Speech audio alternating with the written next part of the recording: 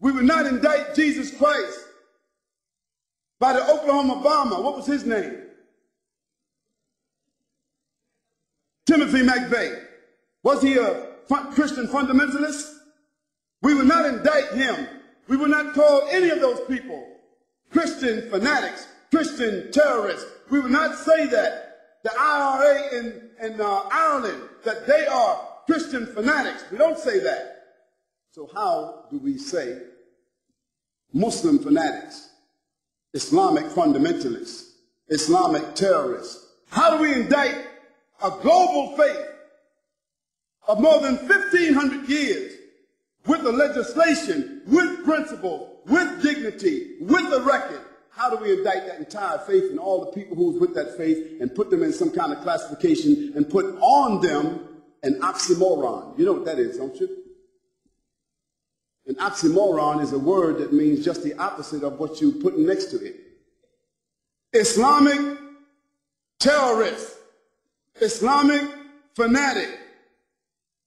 Those are oxymorons. A person cannot be Islamic by definition if they are fanatic.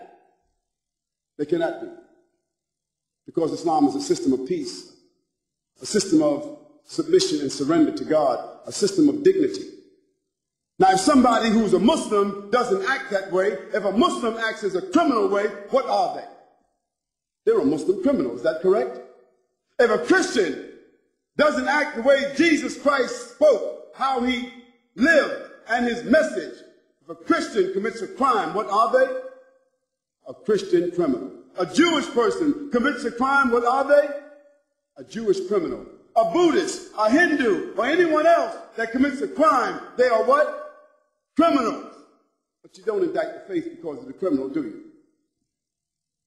If that were the case, America, Great Britain, France, Germany, all the so-called advanced nations, they got more criminals wearing suits than all the criminals that are in jail. I invite every person, I invite every woman here, every non-Muslim woman here, to stand to the side when we leave here and talk to a Muslim lady. I mean, now, let's not ask Barbara Walters about how Muslim women feel. You know, let's not ask Tom Brokaw how Muslim women feel. Let's not ask CNN, ABC, Fox. Let's not ask the London Times or the Australian Times. Let's not ask non-Muslims about how Muslim women feel, how they live, what are their principles, what are their challenges. If you want to be fair, ask a Muslim woman. Ask my wife.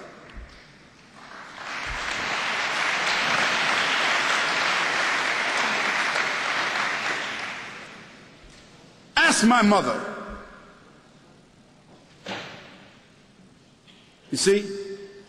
Ask a Muslim woman that knows her religion, who has a relationship with her Creator, who is stable in her society, understanding her responsibilities, her relationships. Ask her. And after that, I think you should be fair, that you don't need to ask someone else. But the problem is, no one really wants to ask Muslim women. We want to take pictures of women in Afghanistan, and pictures of women in Palestine, and pictures of women in Pakistan, and pictures of women over here. And we want to listen to what people say about female circumcision, as if Muslims got women, 1,000, 10, 30,000, 40,000 Muslim women all over the world is being circumcised. Some crazy Steven Spielberg stuff.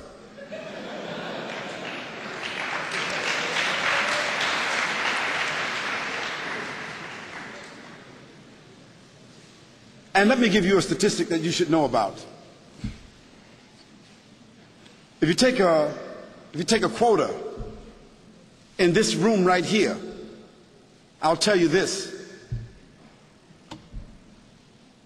Most every Muslim woman in this room will be a college graduate, or is a college graduate, or is very intelligent and very much socially endowed. And within her family structure, we find that women control the wealth more so than men. Now, what does that say to you?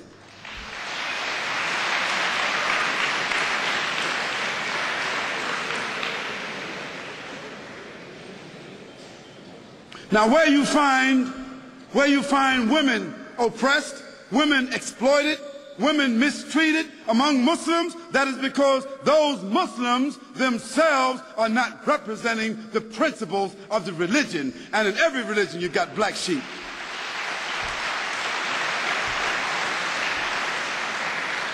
But then again, you can't tell me that the 148,000 prostitutes that walk the streets in the UK, or the 76,000 prostitutes that walk the streets of Holland that have licenses to do so, you can't tell me that all these little young naked little girls walking around Australia with no clothes on, you can't tell me that they represent liberation.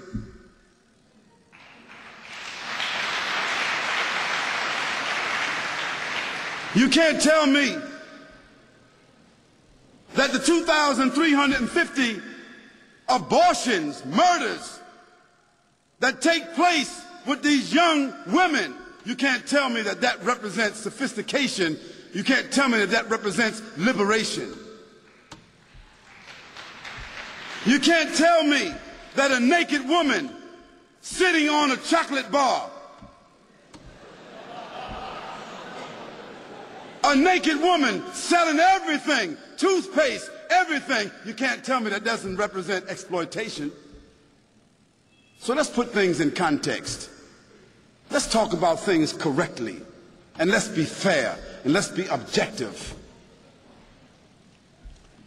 We can talk about that a little bit more if you want to. And let me give you one more statistic. One more. Prostitution, venereal disease, abortion, and pedophilia. And this horrendous number of children being raped and kidnapped that exists in the Western world. It is almost unheard of in the Muslim world.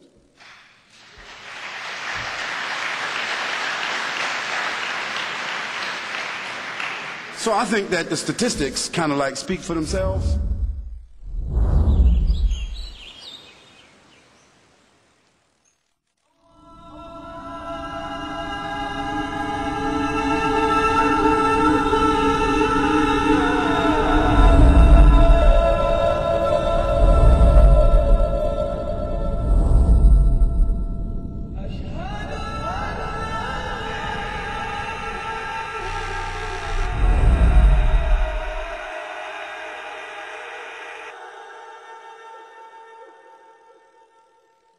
I don't even think Arabs make up 20% of Muslims, so you know, there's not even as many Arabs, I think, in the whole world as there is Indonesians. So, I mean, Islam's for everyone, and if you just look at the map of the world, it's every colour, every creed, every nationality.